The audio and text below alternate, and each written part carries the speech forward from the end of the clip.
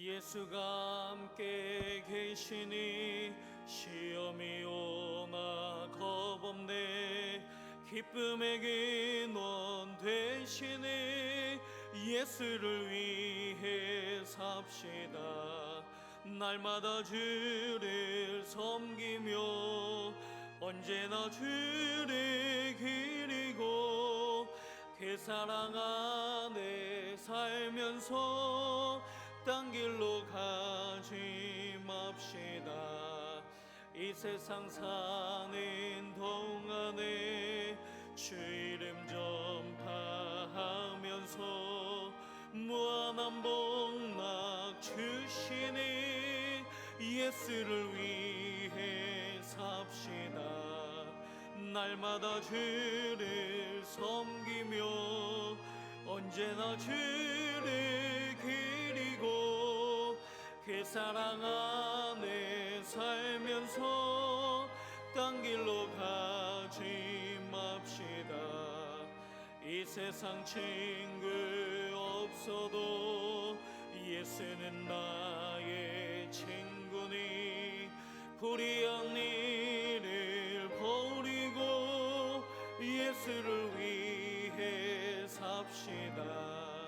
날마다 주를 섬기며 언제나 주를 기리고 그 사랑 안에 살면서 딴 길로 가지 맙시다. 주께서 심판하실 때 잘했다 칭찬하리니 이러한 상계 받도록 예수를 위해 삽시다. 날마다 주를 섬기며 언제나 주를 기리고 그 사랑 안에 살면서 딴 길로 가지 맙시다. 찬송가 321장입니다. 찬송가 321장.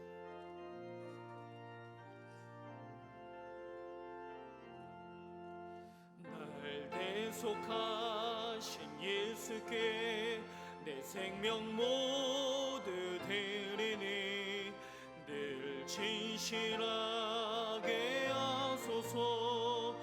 내 구주 예수여 나 구주 위해 살리라.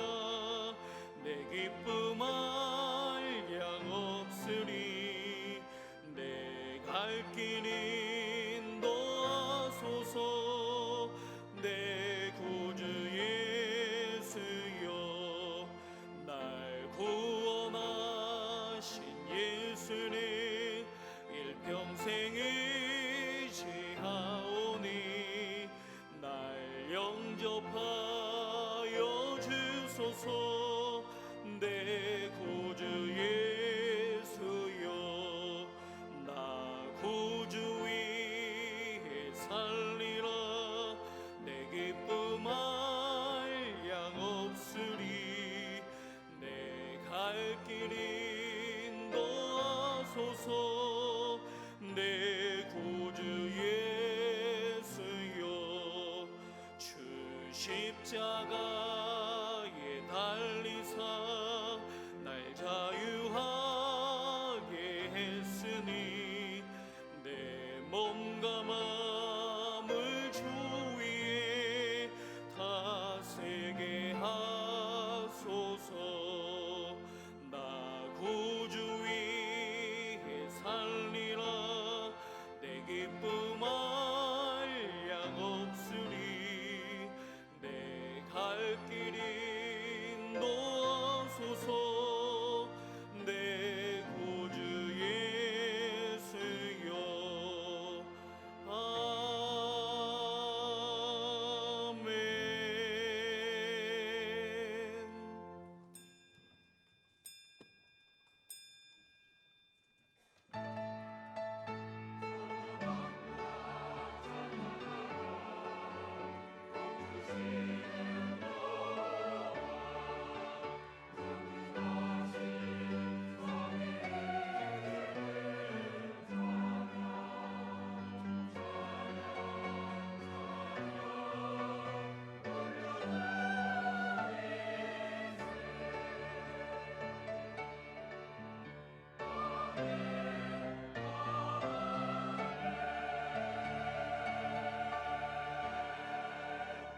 만민들아 우리 하나님을 송축하며 그의 찬양 소리를 들리게 할지어다.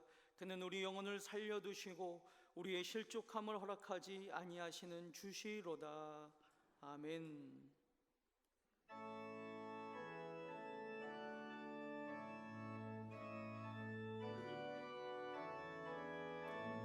성도여 다 함께 할렐루야 아멘. 주 찬양하여라 할렐루야 아멘. 주 보좌 앞에서 택하신 은혜를 다 찬송하여라 할렐루야 아멘. 만문을 열어라 할렐루야 아멘. 온 하늘 올려라 할렐루야 아멘. 인도자 되시며 친구가 되신 주께 사랑 꽤 높다 할렐루야 아멘. 주 찬양하여라 할렐루야 아멘. 찬양은 꽤 높다 할렐루야 아멘. 거룩한 집에서 좋은 종길이며 늘 찬송 부르자 할렐루야 아멘. 믿음 바라는 것들의 실상이요 보이지 않는 것들의 증거니 믿음으로 모든 세계가 하나님의 말씀으로 지어진 줄을 우리가 아나니 믿음으로 아벨은 가인보다 더 나은 제사를 하나님께 드림으로 의로운 자라 하시는 증거를 얻었으니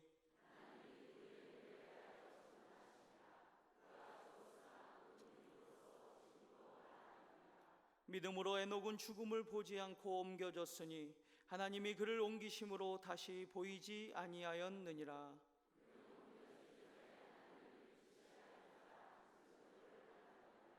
믿음이 없이는 하나님을 기쁘시게 하지 못하나니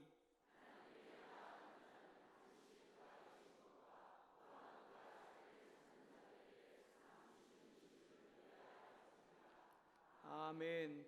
나는 전능하신 아버지 하나님 천지의 창조주를 믿습니다. 나는 그의 유일하신 아들 우리 주 예수 그리스도를 믿습니다. 그는 성령으로 잉태되어 동정녀 마리아에게서 나시고 본디오 빌라도에게 고난을 받아 십자가에 못 박혀 죽으시고 장사된 지 사흘 만에 죽은 자 가운데서 다시 살아나셨으며 하늘에 오르시어 전능하신 아버지 하나님 우편에 앉아 계시다가 거기로부터 살아있는 자와 죽은 자를 심판하러 오십니다. 나는 성령을 믿으며 거룩한 공교회와 성도의 교제와 죄를 용서받는 것과 몸의 부활과 영생을 믿습니다. 아멘.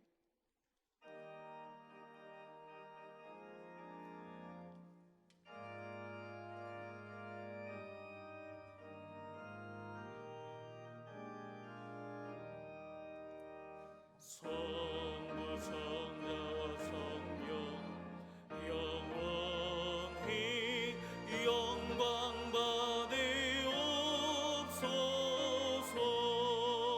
대처로 지기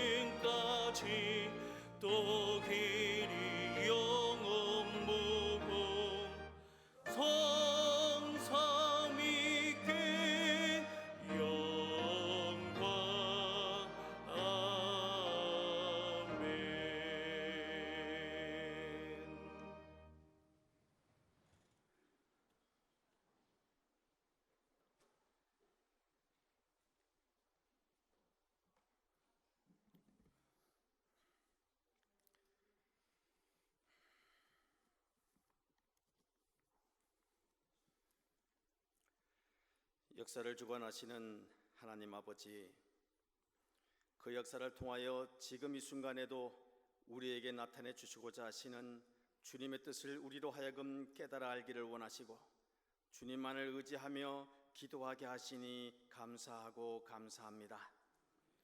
우리는 갑작스런 전염병으로 인하여 온 나라가 두려움으로 적막강산이 되는 것을 보았습니다.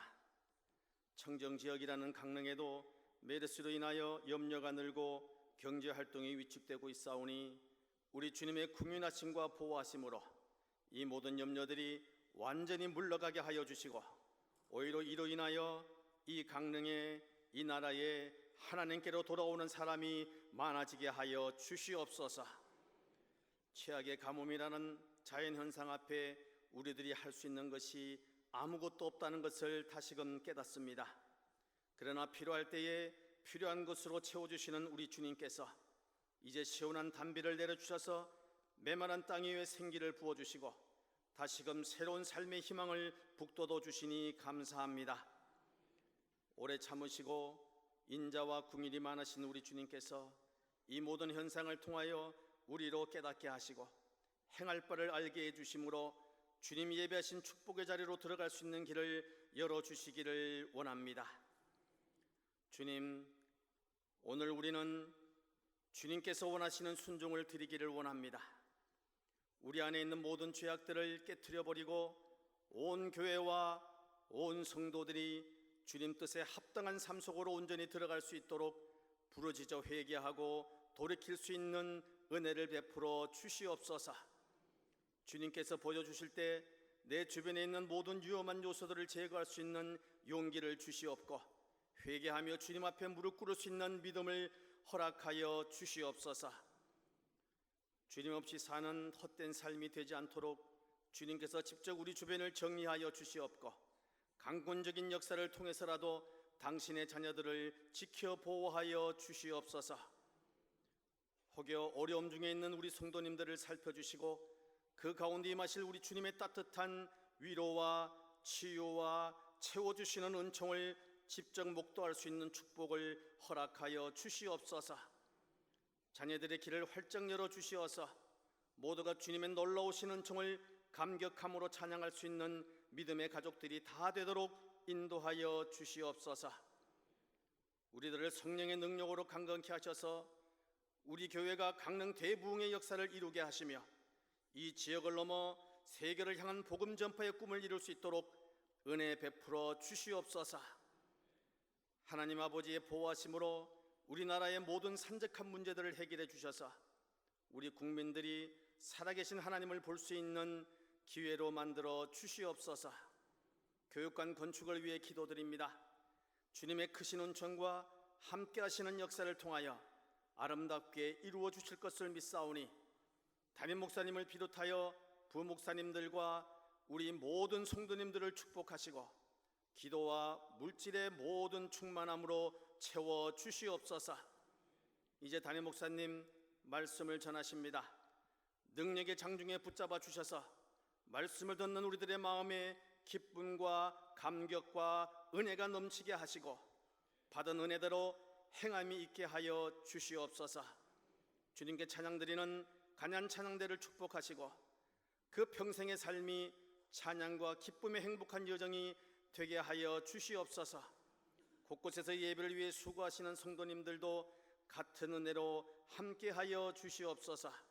십자가의 은혜로 늘 우리와 함께 해주시는 우리 주 예수 그리스도의 이름으로 기도드렸습니다. 아멘.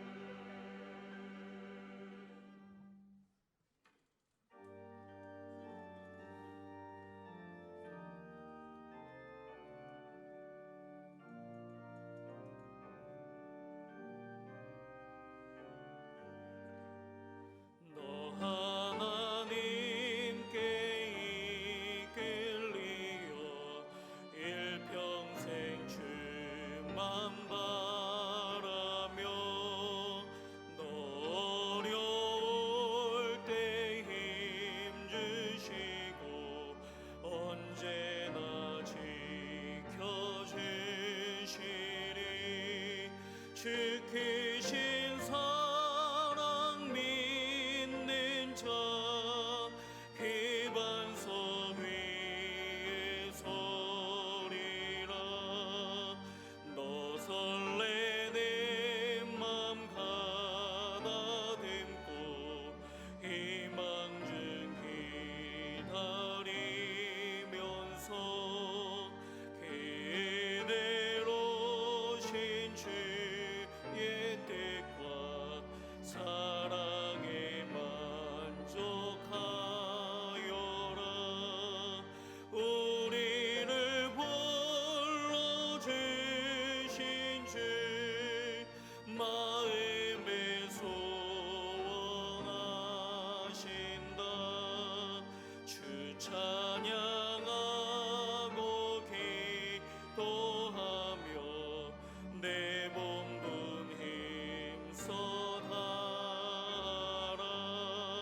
주 약속하신 모든 은혜 내게서 이루어지리라. 참되고 의지하는 자 주께서 기억하시리. 아멘.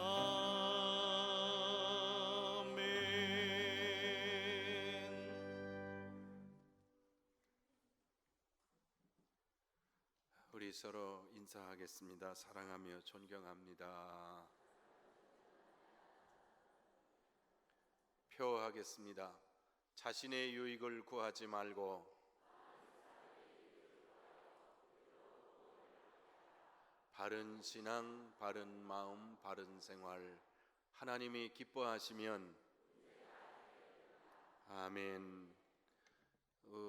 7월 월삭 새벽 기도회 수요일 날 벌써 7월 달입니다. 2부 새벽 예배는 없고 1부에 성만찬 예배로 드리겠습니다. 다음 주는 맥주 감사 주일입니다. 감사함으로 드리시길 바랍니다.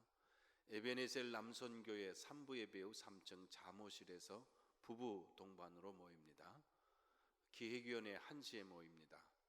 전국 장로의 영성 수련회가 수요일 날부터 홍천에서 있습니다. 등록하신 분 11시 반에 교회에서 출발하겠습니다. 유치부, 아동부, 파이디언 교사 강습회 월화 목요일 날 저녁 6시부터 우리 교회에서 있습니다. 웨슬레 전도대 관동제일교회에서 모입니다. 45 남선교회 월회 토요일 날 6시 반에 아가페홀에서 모이겠습니다. 총여선교회에서 친환경 토마토 판매합니다. 또 군선교회에서는 가리비젓갈 수제 딸기잼 판매합니다. 삼교구입니다. 오늘 식사 대접은 김학남 장로님, 엄영숙 권사님이 대접합니다. 감사합니다. 왕정배 장로님, 전배자 권사님 자혼이 이번 토요일 날 12시에 서울 오륜교회에서 있습니다. 종합운동장 팔각정에서 오전 7시 반에 출발하겠습니다. 정상묵 성도님 하나님 나라에 가셨습니다. 이번 주 68, 다음 주 69, 70, 65432 토요일은 54 남선교회입니다. 우리 강원도 우리 영동 기독교 방송의 본부장님으로 오준석 본부장님이 새로 부임하셨는데 어디 계시죠? 요 앞에 계십니다. 잠깐만 우리 일어나시고 우리 따뜻하게 환영해 주시길 바랍니다. 감사합니다. 하나님의 말씀은 구약성경 창세기 22장 1절에서 12절의 말씀을 봉독하겠습니다.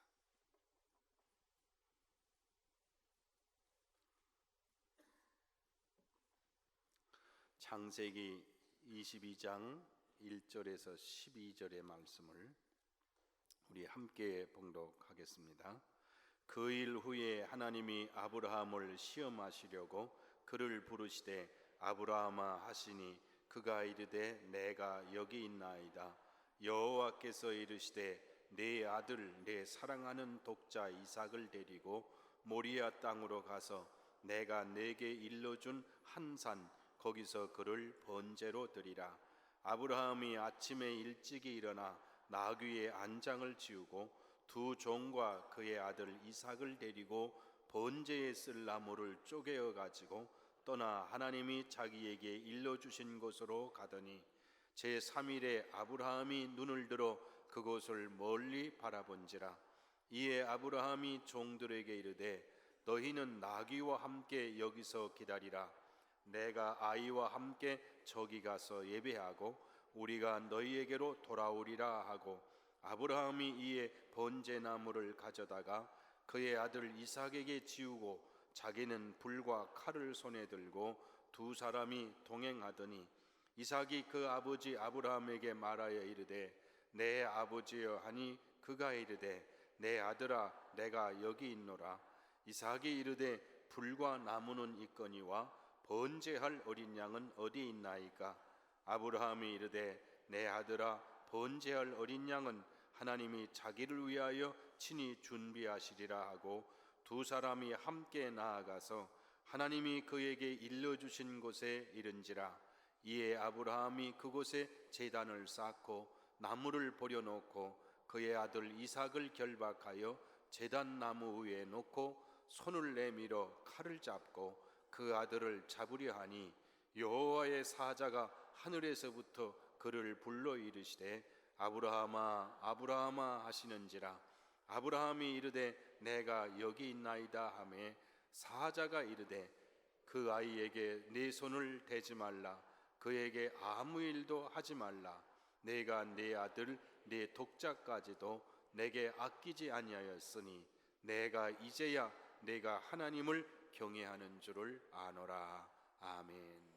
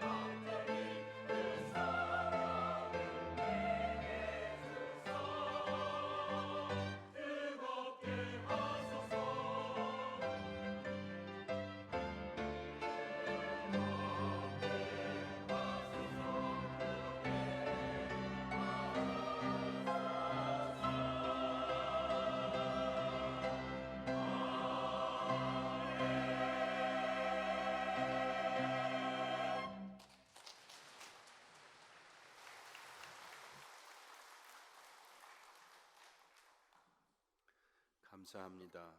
감사합니다. 아마 성경의 전체 중에서 하나님의 말씀을, 명령을 이해하지 못하는 부분이 있다면 이 부분입니다.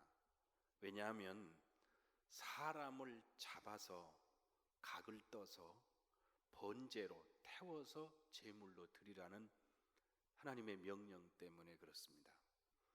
이것은 원래 이방신에서는 종종 있는 일이지만 하나님께서 사람을 잡아서 생명을 잡아서 제물로 드리라는 것은 그것은 상상할 수 없는 일입니다. 아브라함에게 그토록 오래 기다렸다가 100세에 얻은 아들을 번제로 잡아서 태워서 제물로 드리라, 이런 하나님의 명령에 대해서 많은 사람들이 왜 이렇게 말씀하셨을까 그렇게 생각될 텐데, 본인이 어떻겠습니까? 아브라함 본인은 이게요 말도 안 되는 얘기거든요. 왜냐하면 이게요 하나님을 섬기는 사람들에게 이런 일은 없었어요. 있을 수도 없는 일이에요. 그 명령 자체에 대해서 의문을 가질만 하거든요. 근데 성경을 보면 아브라함은 그 이튿날 아침에 일찍이 일어나서, 새벽에 일어나서 장작을 나귀에 얹고, 그리고 자기 아들을 데리고, 종들을 데리고 아들을 잡아서 바치려고 떠나는 겁니다. 모리아산으로 가는 겁니다.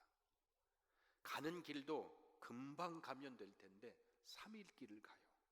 그 3일 길을 가는 동안에 이게 하나님이 이게 맞는 말씀을 하시는 거냐, 또 왜 그러시느냐, 주실 때는 언제고 또 달라고 하실 때는 언제냐, 방법도 여러 가지지 하나님께 이 사람의, 내 아들의 일생을 바칩니다 이러면 될 것을 왜 하필 죽여서 잡아서 태워서 드리라고 하느냐, 의문이 생길 만한데 가는 길의 과정 속에서 있던 얘기는 하나도 없어요.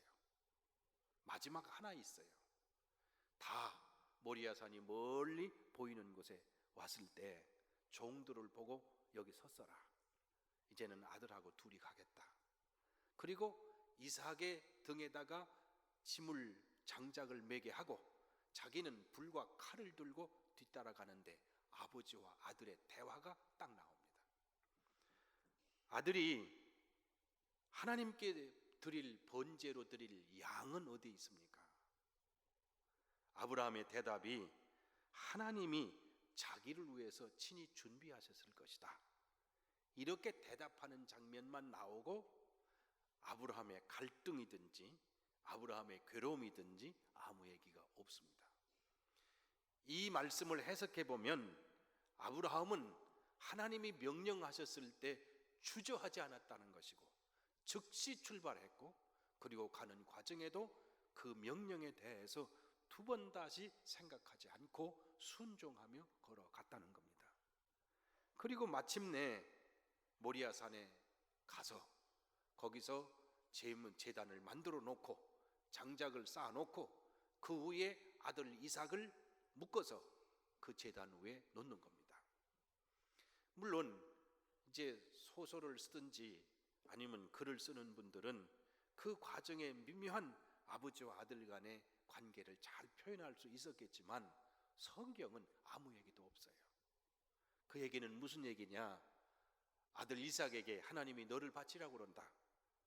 이삭은 두말하지 않고 하나님이 하시라면 해야지요. 그리고 그를 묶어서 제단에 올려놓는데 아무런 충돌이 없었다는 거예요. 이 과정을 가만히 보면 이게요, 하나님께서 말씀하신 이 사건, 100세나 돼서 주신 아들인데 이제는 잡아서 번제로 드리라, 그리고 그 말씀을 듣고 이 한마디 없이 그 말씀대로 순종하는 아브라함의 과정, 이 일련의 사건을 쳐다보면서 하나님과 아브라함 사이의 신뢰 관계는 절대적입니다. 그런데 성경의 기록에 하나님께서는 꼭 아브라함한테 시험해 보시고 아브라함의 마음을 꼭 알아보시고 싶은 게 있으셨던 겁니다. 첫째는 아브라함이 하나님을 사랑하기는 사랑하지만 하나님이 축복도 해주셨고 아들도 주셨으니까 사랑하는 거냐, 아들을 주시지 않았어도 축복해 주지 않았어도 하나님을 사랑하는 거냐, 소위 사랑의 순수성에 대해서 하나님이 묻고 싶으신 겁니다. 저도 목회를 하고 많은 교인들을 봅니다. 또 믿는 성도들도 보고 믿는 교역자들도 보고 많은 사람을 대하죠. 사실은 목회자는 사람 대하는 게 전부입니다. 근데 그 사람을 보면서 많이 보는 게 뭐냐면, 신앙생활을 하기는 하는데 하나님 주시면 드리겠습니다, 먼저 주십시오, 이 신앙을 많이 갖고 있어요. 나를 세워주십시오, 그러면 내가 하겠습니다. 나한테 맡겨주십시오, 그러면 내가 하겠습니다. 또 다른 말로 나를 알아주시면 제가 그만큼 해드리겠습니다. 그런 주고받는 신앙관이 많습니다. 아마 처음 신앙은 그렇지 않았을 텐데 신앙생활 해가면서 변질되는 사람도 있고, 처음부터 예수 믿는다는 것은 하나님께서 원하시는 걸 주면 하나님이 나한테 뭘 주겠지, 아니 그러지 말고 미리 주시면 내가 하겠습니다, 손해보지 않으려는 생각을 많이 갖고 있다는 것을 알 수 있습니다. 충분히 이해하죠. 그런 문제에 대해서 우리가 살면서 비난할 이유는 없습니다. 왜냐하면 여기 앉아있는 우리 모두가 다 손해보기를 원하지 않습니다.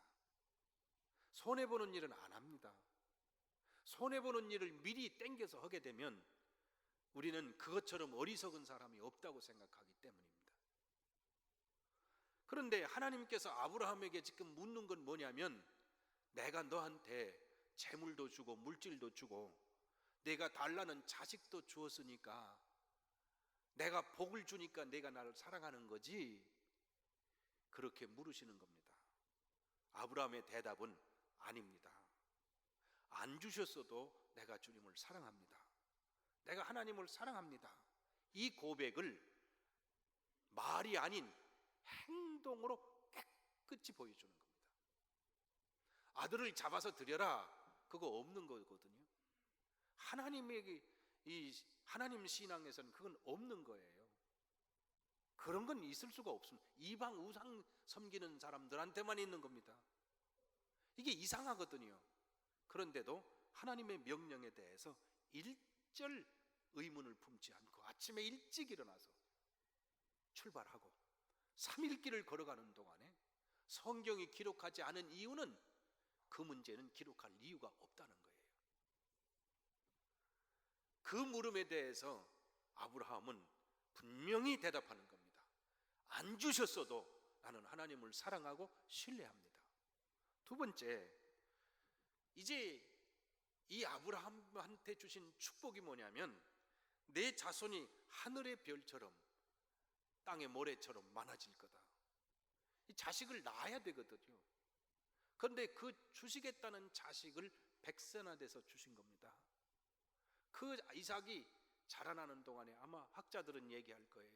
아마 17살이나 18살쯤 되지 않았을까, 막 청년기에 접어든 사람이 되지 않았을까, 그렇게 얘기하죠. 그만큼 자라는 동안에 그 기쁨을 다 누렸어요. 애들 자랄 때 보면 얼마나 이뻐요. 그리고 자랄 때 얼마나 기뻐요. 독자라고 그랬어요.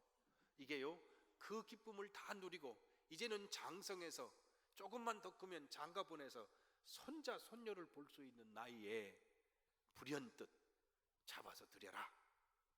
그 얘기는 무슨 얘기냐면, 하나님이 물으시는 겁니다. 너는 내 인생과 내가 준 축복의 미래를 이 아들로 보느냐, 하나님으로 보느냐. 미래의 희망을 이 아들로 보느냐 하나님으로 보느냐, 또 다른 말로 하면 환경으로 보느냐 환경을 초월하신 하나님으로 보느냐. 잘 될 때의 희망은 마치 거대한 구름처럼 피어오르고 우리 가슴을 벅차도록 피어오르는데, 환경이 어려워지고 세상이 어려워지면 싸늘하게 식어서 세상은 마냥 희망이 없는 세상처럼 보는, 환경에 따라서 희망이 있고 없고를 평가하는 그 신앙은 하나님이 주신 것에 대해서 희망을 두는 것과 같습니다. 그러나 주시는 하나님에 대해서 희망을 두는 사람은 환경의 변화를 이끌어가는 사람이 될 수 있습니다. 묻는 겁니다. 이삭이 희망이냐 하나님 자신이 희망이냐? 그 물음에 대해서 아브라함은 두말 없이 참 희망은 하나님이십니다, 그렇게 고백하는 겁니다. 이게요 1643년도에 렘브란트라고 하는 화가가 아브라함과 이삭이라고 하는 이 그림을 그렸습니다. 이 그림을 그릴 때 잘 보면 왼손으로는 이삭의 얼굴을 가렸어요. 이삭의 얼굴을 가렸죠. 그렇죠.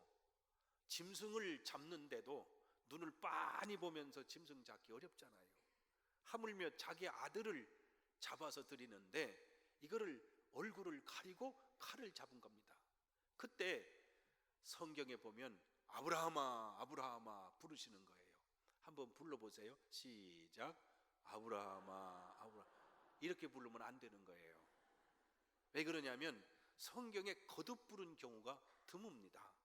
아브라함아 모세야 이렇게 부르지, 아브라함아 아브라함아 두 번 부른 건 이것은 드물어요. 근데 여기에서 부른 것은요 하나가 곁들여 있어요. 더 포함된 게 뭐냐면 다급하게 부르는 겁니다. 아브라함아 아브라함아가 하나님의 사자가 부르는 겁니다. 한번 불러보세요. 시작. 아직 멀었어요. 이게요 실제 현장에서 다급하게 부르는데 하나님의 사자 천사가 다급하게 아브라함의 팔부터 탁 잡습니다. 그림에 보면 탁 잡으니까 잡았던 칼을 떨어뜨려요. 그리고 천사를 쳐다보는 아브라함의 눈길이, 표정이 왜 그러냐 이거야. 왜 말리느냐 하는 눈빛으로 쳐다보는 겁니다. 여기에는 화가인 렘브란트의 신앙과 해석이 들어가 있습니다. 그 해석 속에는 아브라함은 추호도 의심 없이 하나님이 하라 하니까 절대적으로 순종했고 즉각적으로 순종했던 겁니다. 그 문제에 대해서 히브리서 11장에 해석을 해놨어요. 히브리서 11장의 요 내용은 히브리서 기자가 자기 의견대로 한 얘기가 아닙니다. 이 얘기는 무슨 얘기냐면 이스라엘 사람들은 글자를 배울 때도 성경을 가지고 글자를 배우죠.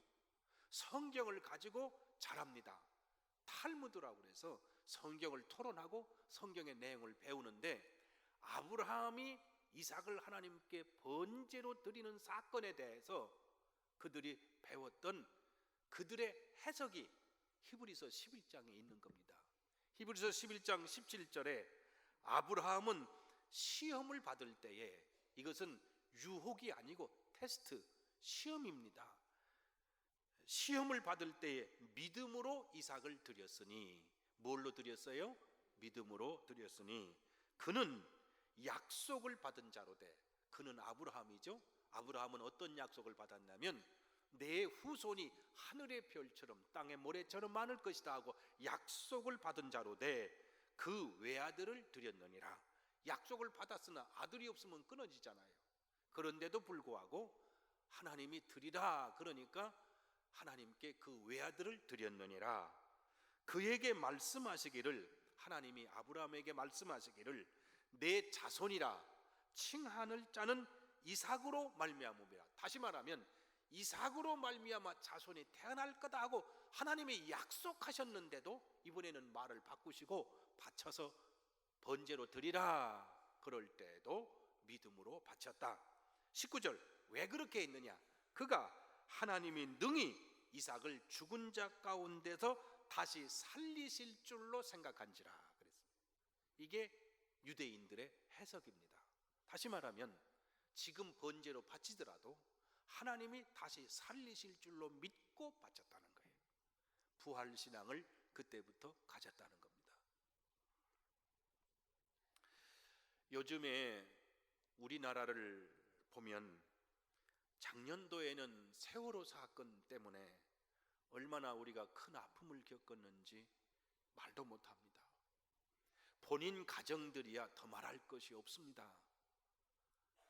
그러나 이 짐을 국민 전체가 다 겪고 나라의 경제가 주저앉을 만큼 어려움을 겪었습니다. 이제 겨우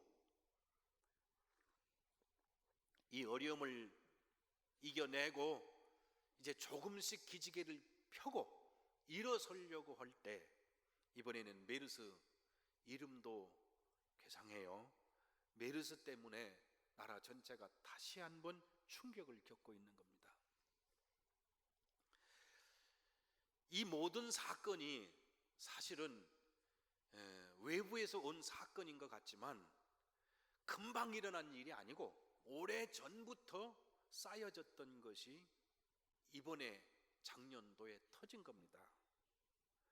우리 사람들의 거짓, 부정, 이기심, 이게 곳곳에 스며 있다가 터진 거예요. 또 하나, 우리가 아는 대로 성수대교가 무너질 때요, 그 성수대교가 어느 날 갑자기 무너진 게 아닙니다. 원래 만들 때 원래대로 제대로 했으면 그런 일 안 일어나죠. 그 공사 자체에 문제가 있었죠. 거기에 이기심이 있었고 거짓이 있었고 부정이 있었어요. 그것이 그 다리 위를 달리는 차들이 오래 달리며 서서히 갉아먹기 시작했고, 그 다음에 그 무게를 이기지 못할 때쯤 시간이 지난 다음에 툭 하고 내려앉은 겁니다. 그러면 내려앉았을 때는 그날 내려앉긴 했지만 내려앉을 가능성은 벌써 오래전부터 미리 심어놓고 그 심어놓은 대로 거둔 것에 불과합니다. 대형 병원이죠. 우리는 그 병원에 대해서 한국 최고의 병원이라고 생각하고, 우리가 언제나 병원을 찾아가면 동네 의원보다는 대형 병원부터 먼저 가지 않습니까? 그런데 거기서부터 문제가 생긴 거죠. 이런 문제를 생각해 보면 이거는 우리가 안고 있는 오늘의 문제이지만 오늘은 결과가 나타나는 거고, 이미 그것을 심어놓은 것은 오래전에 심어놓은 겁니다. 생각해 보면 이런 문제들은 우리 안에 있었던 부정과 거짓이 만들어낸 열매일 뿐입니다. 그러나 또 한면 생각해 보면, 자, 세상이 다 그렇고 우리나라가 다 그렇다 그랬으면 우리는 지금 남아있지도 않습니다. 그러나 또 다른 보이지 않는 곳에서 그와 상관없이 부정직한 곳에서 정직함을 심고 의로움을 심고, 그리고 이기심을 내려놓고 국가 먼저 백성 먼저 생각하던 또 다른 사람들이 있었습니다. 그 사람들의 헌신과 노력을 통해서 오늘날 아직도 이런 문제들이 산재해 있는데도 우리나라는 걸어가고 있는 거죠. 요즘 정치를 보면서 참 딱하기 짝이 없고요, 정치인들은 모르나 봐. 우리가 아는 줄을. 말을 아무리 해도 이미 우리는 이미 훈련이 잘 돼 있고 볼 수 있는 능력이 생겼어요.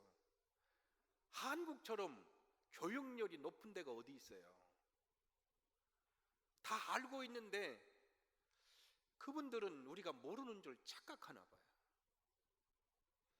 그런데도 불구하고 그 어려운 중에도 나라가 이만큼 가고 있는 건 우리나라는 참 신비한 나라예요.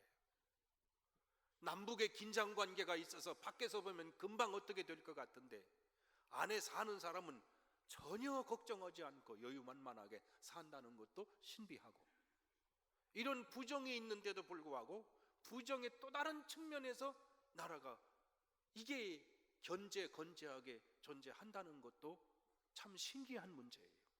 그건 뭐냐?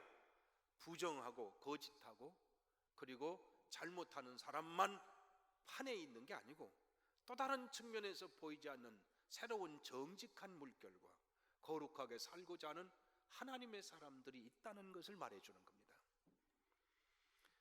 6.25 전쟁도 참 우리나라는 이길 수 있는 가능성이 없었습니다. 전력을 비교해보면 당시 남한의 병력이 10만 5천 명이고 이북의 병력이 20만 3,400명이었다고 그럽니다. 남쪽에는 탱크나 자주포가 단 한 대도 없었습니다. 그런데 북한은 탱크만 242대, 자주포 176대, 비행기는 우리나라는 전투 비행기는 없었어요. 연락 비행기만 22대밖에 없었는데 저 북한에는 비행기를 211대를 보유하고 있어서 전력과 병력으로서는 절대 이길 수가 없는 상태입니다. 우리 힘으로는 불가능한 겁니다. 그런데도 불구하고 그 전쟁 통해서도 우리는 죽지 않고 살아났고 남한이 이렇게 크게 부흥할 수 있었던 것은 이것은 신비 중의 신비입니다. 그 중에 지금 우리가 알고 있는 대로 세계에서 우리와 상관없는 많은 사람들이 와서 우리나라에서 희생한 사람들이 있습니다. 그 6.25 전쟁 때 미군들이 제일 많이 왔죠. 미군 사망이 54,246명, 그리고 한국군을 포함해서 유엔군의 사망자가 62만 8,833명, 부상자 미군만 10만 3,284명, 유엔군 전체 부상자는 106만 4,453명으로 미군 실종자 8,177명, 유엔군 실종자 47만 267명, 실종자는 거의 사망자에 같습니다. 이런 희생들이 있었는데 특별한 것은 아이젠하워 대통령의 아들도 이 전쟁에서 생명을 잃었습니다. 벤프리트 장군, 클라크 유엔군 사령관의 아들들도 죽었습니다. 워커 중장은 자식과 함께 전사했습니다. 생각해보면 대통령의 아들, 사령관의 아들쯤 되면 전쟁터에서 빼낼 수 있었지 않겠습니까? 지도자들이 자기 아들을 전쟁터에 내보내서 우리랑 일식면도 없는데 이 땅에 와서 여기서 사망했어요. 우리는 어떻습니까? 우리도 수많은 사람들이 6.25 전쟁 통해 생명을 잃고 전선으로 나가서 아직도 찾지 못한 사람들이 굉장히 많아요. 이 많은 희생, 그 희생 때문에 우리나라가 이만큼 존재해 있었습니다. 그러나 이 희생의 기본 속에 신앙의 질이 문제입니다. 주셔서 받아야, 주시면 내가 드리고, 이런 신앙을 갖고는 바르게 살 수가 없습니다. 아브라함의 신앙, 그가 믿음의 조상이라고 하나님 일컬음 받았던 것은 그가 많은 일을 했다는 게 아니고 신앙의 본질상 그는 받았기 때문에 하나님을 사랑하는 존재가 아니고 원래부터 하나님을 사랑한 하나님 중심의 사람이었다. 이게 성경이 우리에게 말씀하고 싶은 겁니다. 그리고 아브라함의 가슴 속에 그의 희망은 환경에 있는 게 아니라는 겁니다. 잘 될 때는 희망에 부풀고 안 될 때는 처절하게 무너지는 내리는 환경의 변화에 따라서 올라가기도 하고 추락하기도 하는 신앙이 아니고 그는 여전히 하나님을 참된 희망으로 바라보는 신앙을 갖고 있었던 존재, 그러기에 그는 믿음의 조상이라 그렇게 우리에게 일컬어진다는 겁니다. 여러분, 우리의 신앙을 점검해 볼 필요가 있습니다. 신앙의 본질이 순수해야 이 땅에서의 삶의 자리를 순수하게 가져갈 수 있습니다. 그래야 바르게 살 수 있습니다. 희생이라는 것은 단지 억울하고 잊혀진 희생으로 끝나는 줄 알지만 하나님의 나라를 바라보는 사람들은 희생의 가치를 다르게 해석합니다. 그리고 우리의 삶을 다르게 해석합니다. 우리는 소멸되는 희생과 삶이 아니고 하나님의 영원한 나라를 바라보는 사람은 영원히 시들지 않은 소망을 갖고 하나님께서 우리를 아신다는 것을 믿음의 눈으로 바라보는 사람입니다. 그 믿음의 눈을 가진 사람만이 세상에서 흔들림 없이 걸어가야 될 길을 걷고 가야 될 길을 걸어가는 겁니다. 그렇지 않으면 환경 따라 마치 파도에 밀려서 이리 왔다 저리 갔다 하는 것처럼 파도에 밀리는 시류에 따라서 움직일 수밖에 없는 존재입니다. 과거에 우리는 일본 사람 압제 속에 있을 때도 희생이 필요했고, 나라의 건국에 있어서도 희생이 필요했고, 새로운 민주화에서도 희생이 필요했습니다. 그 희생했던 사람들은 어떤 사람들입니까? 그 사람들은 이기적인 존재가 아니고 하나님을 참된 희망으로 바라보는 하나님의 사람들이 세상을 이끌어갔고, 그들이 존재하는 한 이 땅에 거짓이 있어도 부정이 있어도 끊임없이 그 부정 속에서도 그걸 바르게 만들어가는 하나님의 사람들이 세워져 있는 한 우리는 희망을 갖고 나아가야 될 줄로 믿습니다. 하나님의 사람들, 그것은 세워진 하나님의 교회요 성도들의 중심입니다. 오늘 우리는 이제 성경에 기록하기를 이제야 내가 하나님을 사랑하는 줄을 아노라 하고 하나님께서 선언하신 것을 보면, 아브라함은 우리처럼 부족한 존재입니다. 인격적으로 완성된 존재도 아니고 믿음의 길에 실수가 없었던 사람도 아닙니다. 실수도 있었습니다. 그럼에도 불구하고 그는 하나님만이 참된 희망이심을 믿고 하나님을 사랑하되 조건부로 사랑하지 않고 하나님을 진심으로 사랑했던 하나님의 사람, 그의 행동의 근원은 하나님이었고 하나님의 의였습니다. 그러길래 하나님께서 아브라함을 부족한 종에도 믿음의 조상으로 세우신 줄로 믿습니다. 언제든지 인간에게는 사명을 묻습니다. 과거의 아브라함 때는 아브라함에게 사명을 묻고, 오늘 우리 시대에는 우리 시대적 사명을 묻습니다.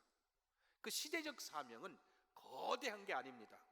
아버지로서, 자식으로서, 사회의 일원으로서 살아갈 때 어떤 기준으로 살아가느냐, 그것은 신앙적 기준으로 살아가도록 요구하시는 것, 그것이 사명입니다. 그 사명을 잘 감당하며 살아가는 사람이 하나님 나라의 바른 일꾼임을 믿습니다.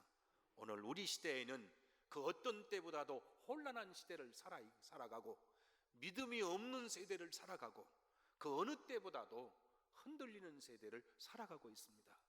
이때에 하나님을 희망으로 삼으시기를 바랍니다.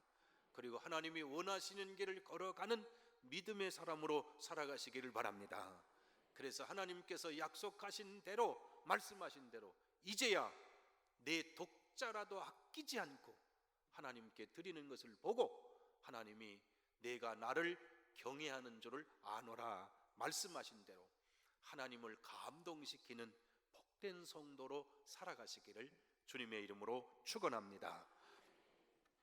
자비하신 아버지 하나님, 저희를 긍휼히 여기시고 불쌍히 여겨 주시옵소서.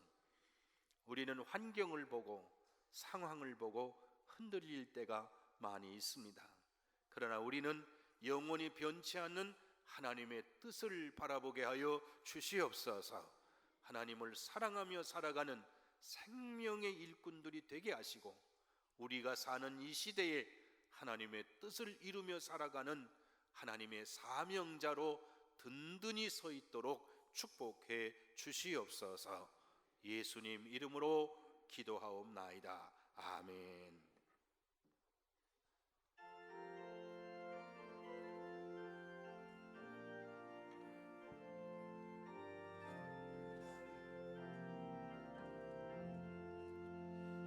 크고 놀라운 평화가 내게 있네.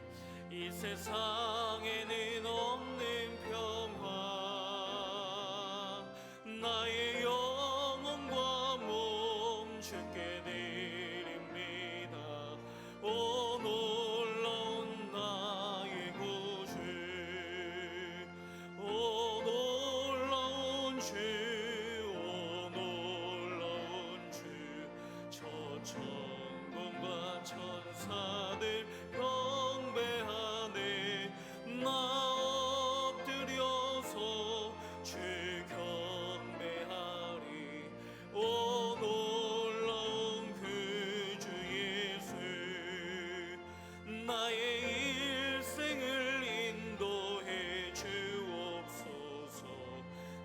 나의 생각도 주관하사 주의 뜻대로 날 다스리옵소서. 오 놀라운 나의 구주, 오 놀라운 주, 오 놀라운 주. 저 천군과 천사들 경배하네. 나 엎드려서 주 경배하리. 오 놀라운 구주 예수, 나의 모든 것 주님께 드리오니 주여 기쁘게 받으시사 주의 나라 위해 성별하옵소서. 오 놀라운 나의 구주, 오 놀라운 주, 오 놀라운 주. 저 천군과 천사들 경배하네. 나 엎드려서 주 경배하리. 오 놀라운 구주 예수, 주의 광채가 찬란히 비춰오네. 전능하신 왕 구세주여, 세상 끝날까지 찬양 드립니다. 오 놀라운 나의 구주, 오 놀라운 주, 오 놀라운 주. 저 천군과 천사들 경배하네. 나 엎드려서 주 경배하리. 오 놀라운 구주 예수.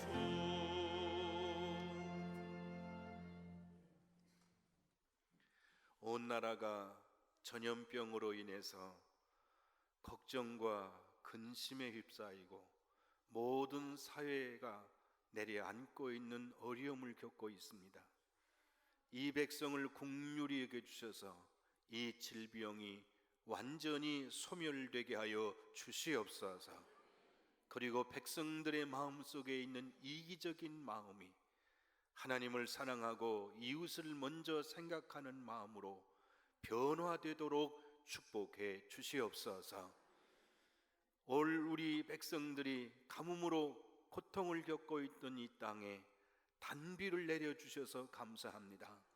하나님께서 때마다 시간마다 이른 비와 늦은 비를 주셔야 이 백성이 살아가고 환경을 지켜주셔야 가난한 백성, 힘없는 백성이 편안히 살아갈 수 있습니다.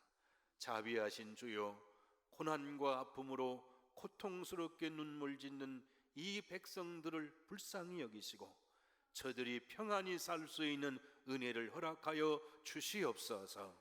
이 사회 곳곳에 만연된 부정직과 거짓이 물러가게 하시고 참된 사랑과 진실과 희생과 헌신의 마음이 이 백성의 가슴이 되도록 주께서 은혜를 베풀어 주시옵소서.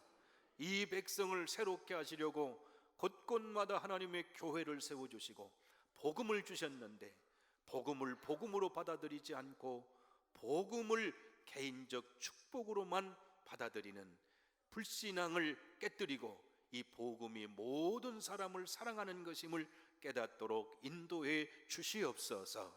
자비하신 주여, 이 백성들이 있는 곳곳에 하나님의 말씀이 전파되는 곳곳에 변화의 역사가 일어나게 하시고 새로운 하나님의 나라가 이루어질 수 있도록 축복해 주시옵소서. 분단된 이 민족 고통을 70년 동안 간직하고 살았습니다. 이제는 이 땅에 평화가 이루어지게 하시고 저 장벽이 무너져 평화적인 통일이 이루어지게 하여 주시옵소서. 헤어졌던 가족들이 만나고 무너졌던 제자가 화합하게 하시고 하나님의 은혜로 하나가 되는 날이 속히 오게 하여 주시옵소서. 자비하신 주여, 새로운 시대에는 이 민족이 복음의 민족이 되어 복음의 정신을 갖고 세계를 향하여 하나님의 말씀을 전파할 수 있는 복된 백성이 되게 하여 주시옵소서. 아버지께서 국륜을 베푸시자 이 나라의 정치도 백성 앞에 진솔하게 하시고 백성을 사랑하는 참된 지도자들이 설 수 있도록 은혜를 베풀어 주시옵소서. 이제 우리는 정쟁에 너무 질렸고 저들의 싸움에 너무 가슴이 아프니 이제는 더 이상 정쟁에 휩싸인 정치가 아닌 상생의 정치로 백성의 이익을 위해서 앞날을 볼 줄 아는 탁월한 인물들을 세워 주시옵소서. 자비하신 주여, 이 강릉 땅은 복음 앞으로 2년 후에 올림픽이 열리는 땅입니다. 세계의 사람들이 이곳을 찾아올 때 이 아름다운 자연만 보지 않게 하시고 이 아름다운 심성과 사람들의 따뜻함도 보게 하시고 하나님의 말씀 복음도 볼 수 있도록 은혜를 베풀어 주시옵소서. 세계 곳곳에 시들어가는 복음의 불길을 다시 일으킬 수 있는 올림픽이 되게 하여 주시옵소서. 반드시 성공하게 하시고 성공 이후에 새로운 시대의 대안을 내놓고 창조적 대안으로 우리 강릉과 강원도 이 민족이 새로워질 수 있도록 축복하여 주시옵소서. 귀한 예물을 주님 앞에 드립니다. 사랑하는 성도의 삶까지 받아주셔서 하나님의 사건이 가정가정에 개인의 삶 속에 일어나게 하여 주시옵소서. 치료하시는 역사가 일어나게 하시고 새로워지는 역사가 일어나게 하시고 열려지는 은혜가 일어나게 하시고 새로워지고 사랑의 사람으로 변화되는 역사가 일어나게 하여 주시옵소서. 분열이 있는 곳에는 화합이 일어나게 하시고 사랑의 놀라운 기적들이 일어날 수 있도록 축복하여 주시옵소서. 주여, 올 한 해 동안에도 주의 은혜로 함께 하셔서 자연적 재해가 없도록 이 땅의 백성들을 지켜주시고 인재가 없도록 지켜주시옵소서. 지금은 우리를 죄와 사망에서 구원해 주신 우리 주님 예수 그리스도의 그 크신 은혜와 창조주 하나님 아버지의 지극하신 사랑하심과 보혜사 성령의 감동, 감화, 위로하시고 함께 하시는 귀하신 은총이 이 아침 예배드리고 돌아가는 성도들 머리 위에 해외의 객지에 군에 있어서 함께 하지 못한 우리 자녀들, 부모님들, 형제들의 가슴 속에 우리가 파송한 네 분의 선교사님들과 그들의 사역과 그들이 만나는 영혼들 위에 그리고 우리가 늘 기도하기를 구원받아야 될 우리 가족들, 이웃들, 이 민족 그리고 아직도 체제 속에 자유를 얻지 못한 저 북한의 동포들에게 이제로부터 영원토록 함께 계시기를 간절히 축원하옵나이다. 아멘.